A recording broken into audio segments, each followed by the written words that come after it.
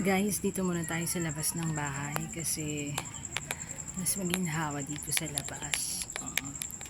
Para makarelax-relax.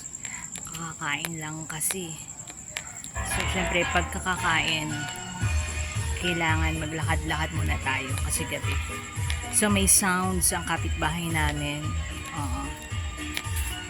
Napapasayaw ako pero hindi pwede kasi kakakain lang. So, yan pa yung mga nilabhan natin kanina. Tuyo na siya. Kukunin ko na siya mamaya. So, yan. Dito tayo. Ang sarap ng hangin. So, ayun sila. Ayan. Nasa itaas ng kanilang kubo nag-unwind.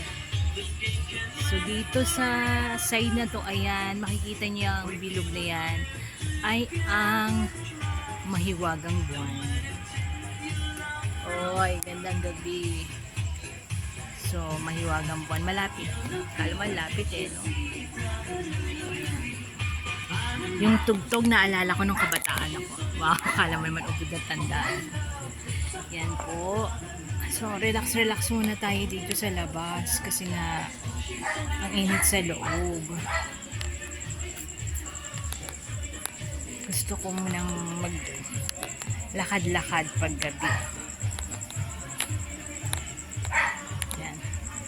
Maliwanag naman dito sa labas namin. Tsaka marami na kaming kapitbahay. Unlike before na talagang mabibilang mo ang bahay dito. Parang 3 lang ang bahay. Ang lola ko, yun sa amin, at saka yun sa tita ko. So, ayan, ang mahiwagang buwan. Ang hangin.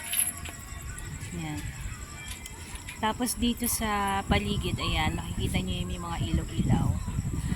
Yan na yung mga nakabili ng lupa dito sa likuran ng namin.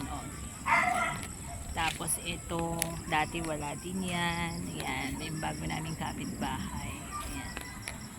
Diyan. Kaya maliwanag na lalo. Ayan.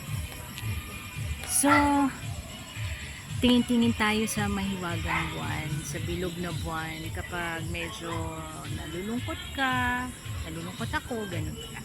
Nalulungkot ako, tingin lang ako sa buwan. So, hindi kasi masyadong maganda yung resolution ng phone natin.